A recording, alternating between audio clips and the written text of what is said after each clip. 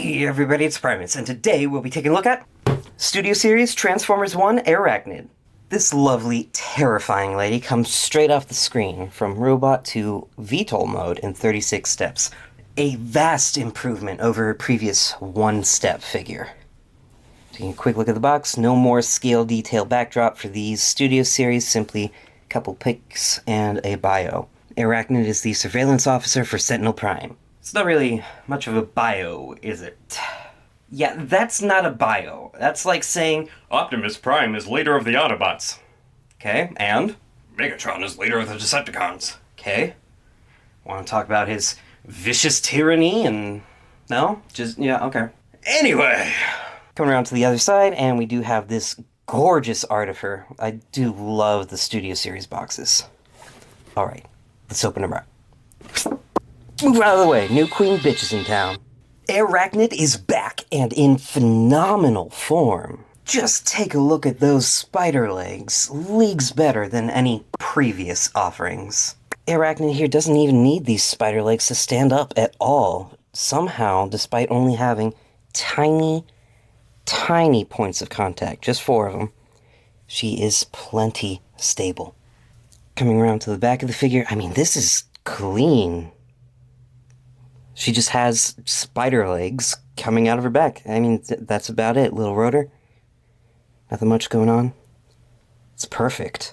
Zooming in on this gorgeous head sculpt, she does not have the eyes in the back of her head as a capability, but she does have them going all down the side.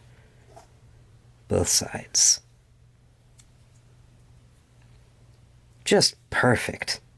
Her head is very forward-centric, and the way it elongates back, plus the black coloring, it really reminds me of a xenomorph. Showing off her spider legs a bit more, they are pretty sturdy. Now, I do have it going on here, but I wouldn't count on them to keep her aloft. In the box, she actually looked kind of like a wet spider, all of her legs tied back and slicked down. It was weird. The only possible downside about these legs is it could maybe use a swivel right here. It would make it a lot easier to point it forward, but it can still be done.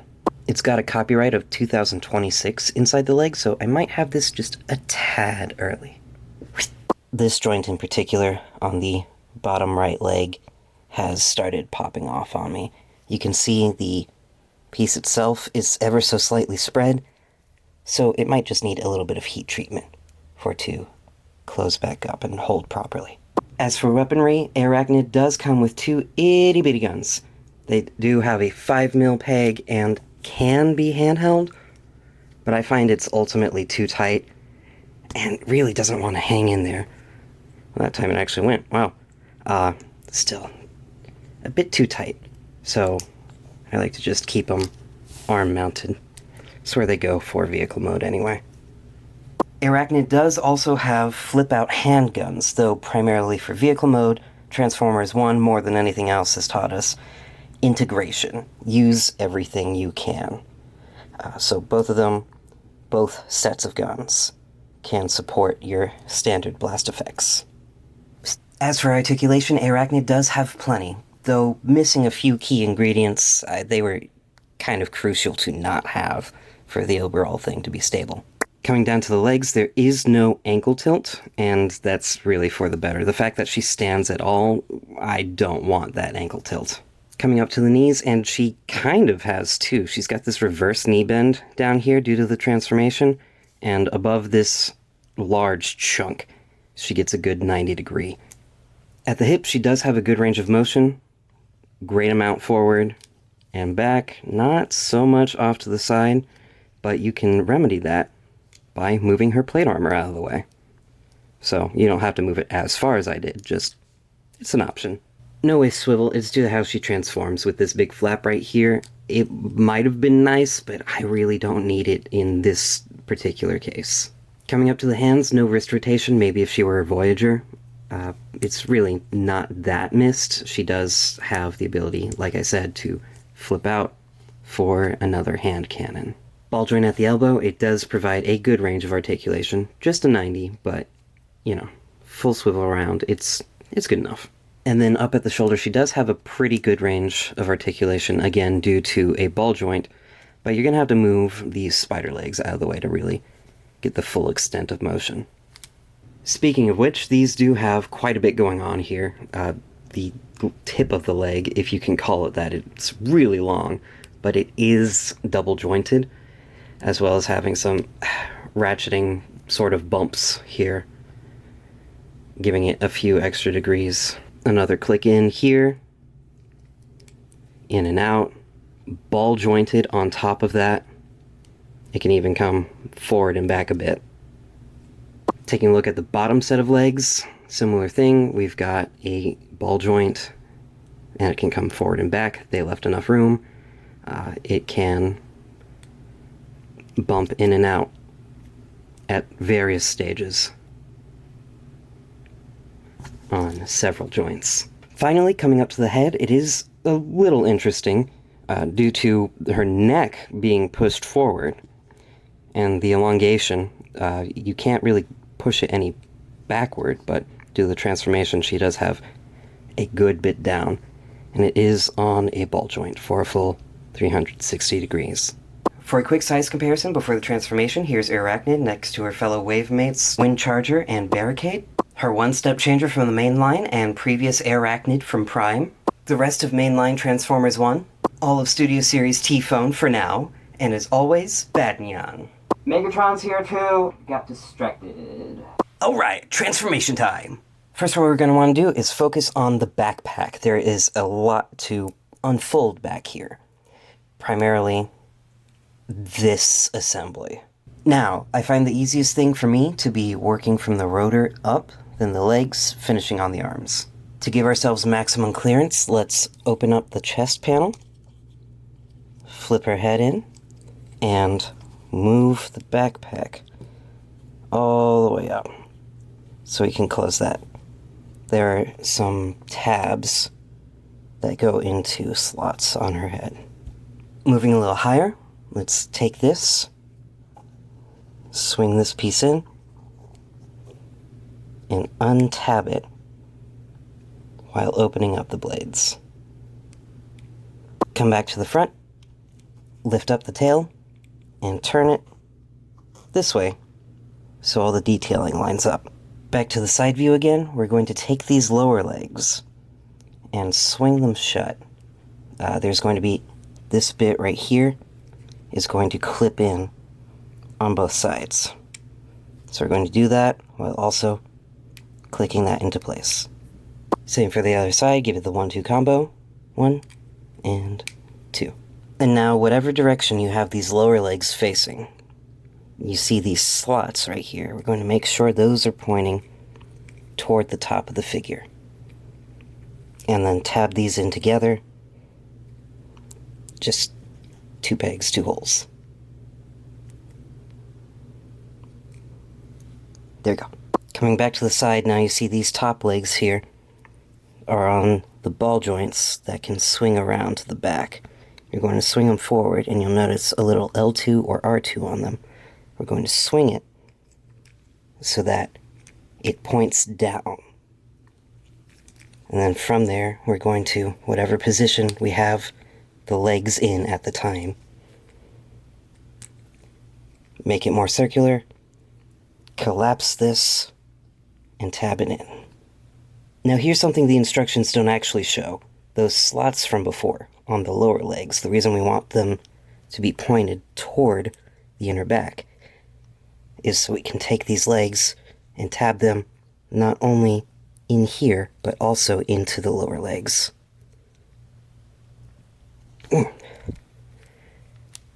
Little tricky lining it up sometimes, but it's usually pretty good. Might have to squeeze from the other side. There we go. Like that. Repeat for the other side. Just swing that L2 or R2 downward. Straighten out the curve. Fold it in. And tab it all in down here. Now at the top, these two will join in together. And there we go. Coming back around to the front, we're going to take this, straighten the remainder of it, and there's this tab we're going to want to bring on through. And it's a little small. It's pretty sturdy, but I think I see some light stress starting to form. Yeah, not good. But we're going to take this and put it into the hole in the back of Arachnid's head. Like that. Coming down to the arms, I've left this one converted from earlier, but we're just going to go ahead and pop that open, and it's only going to come out one way. So we're going to swing the fist back underneath and close that up. Now, it's pretty important you keep your arms facing straight forward, but we do need them out of the way for right now. So what we're going to do is take them and double joint them out of their little sockets. And you'll notice there is this little divot here that these two pegs are going to go into. Now, you might have a little trouble with it.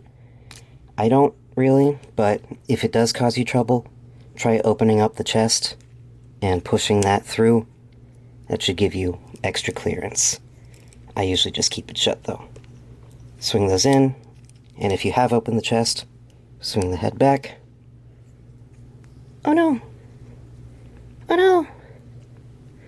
I said swing it back. Thank you. And see, it didn't even stay in there, so I just like to do it with the head in and close it back up. Back down to the legs, and in case this wasn't interesting enough, we got some funky stuff going on down here. First, we're going to take the lower segment, swing it up, and tab it into place right here.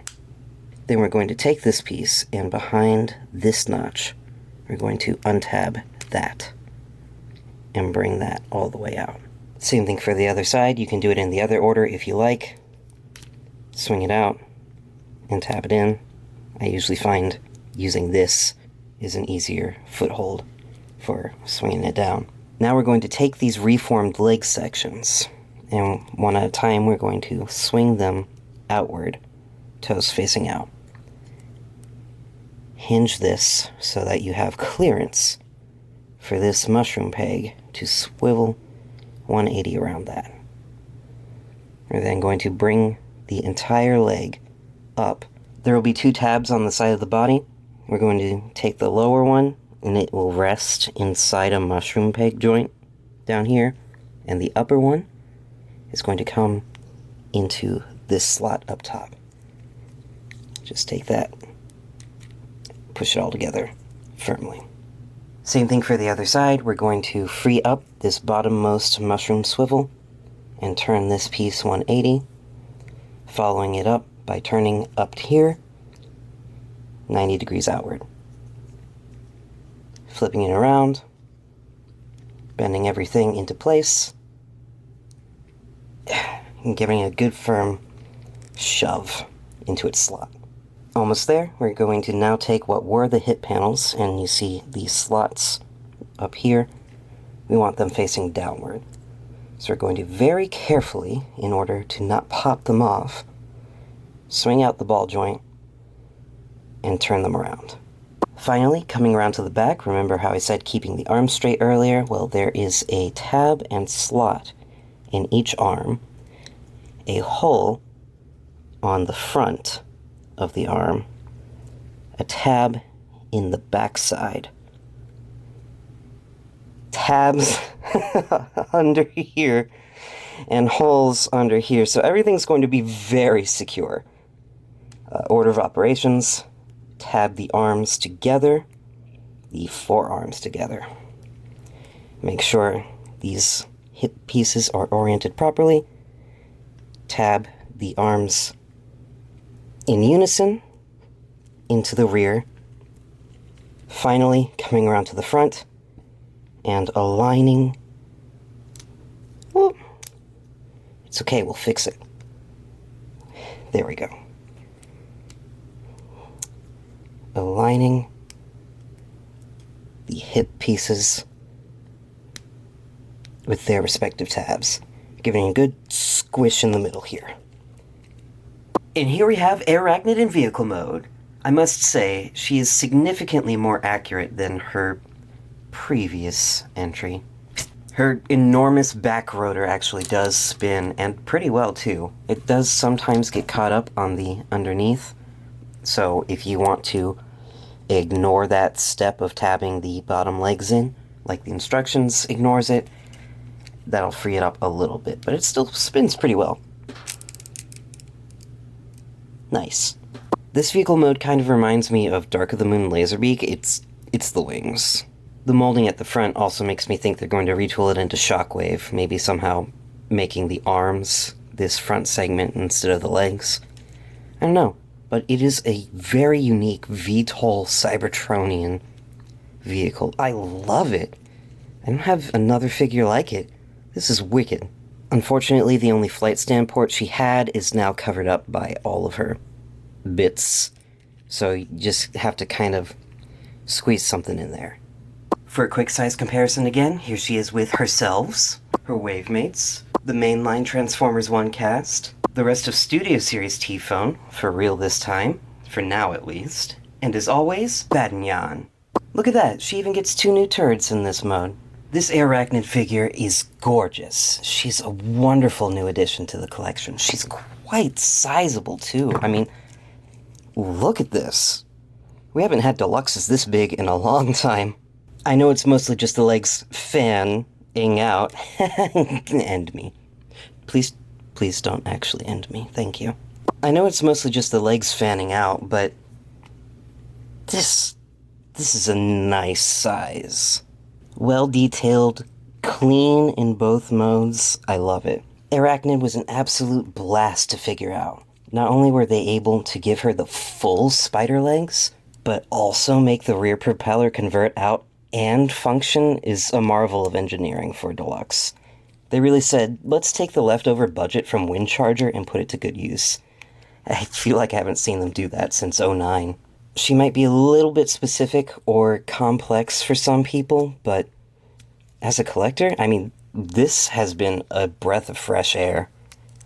Truly, I love this figure, and it feels like Studio Series is finally going in a better direction. It started going downhill after a while. I don't know what was up with that. But this is marvelous.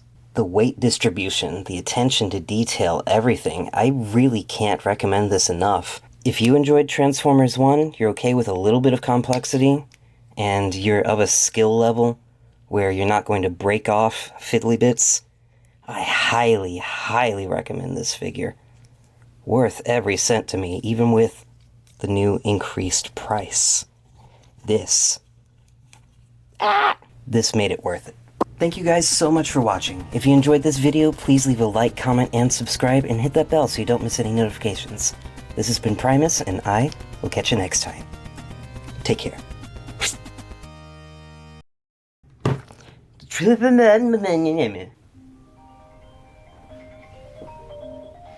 It doesn't even have a scene on it. Hello, Dino Wizard. Hi. I feel like you're recording. Yes. Just gotta go and get my spider lady. I don't get paid enough for this shit. Babe, wake up! New SCP just dropped. Airachnid is the surveillance officer for Sentinel Prime. Yeah, that's not a bio. That's like saying, Optimus Prime is leader of the Autobots. okay, and? Move out of the way. New queen bitches. She does have multiple eyes. Most people do. I've got to sneeze. Turn it into a yawn. You ever do that? Megatron is leader of the Decepticons. Okay.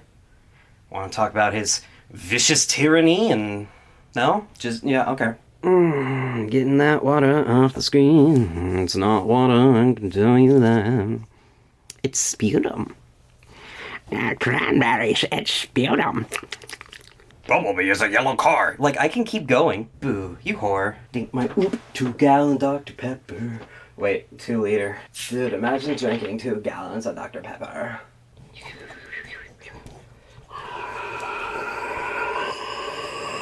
Damn, that one joint fell off again.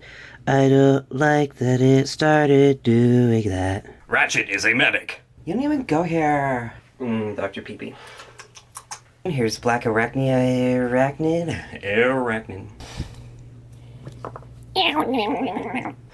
Fucking, what him name? First Aid. First Aid is a medic. Yeah, you want to talk about how he's a pacifist with a gun? No? Okay. He's got healing blasts. So anyway, I started healing. Move out of the way, new queen bitch is in town. Itsy bitsy spider went up the water spout. Working from the rotor up. Oh.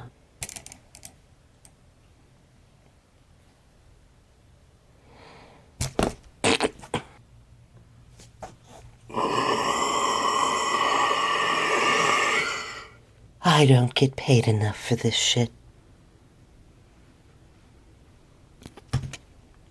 Oh no, it's raining spiders.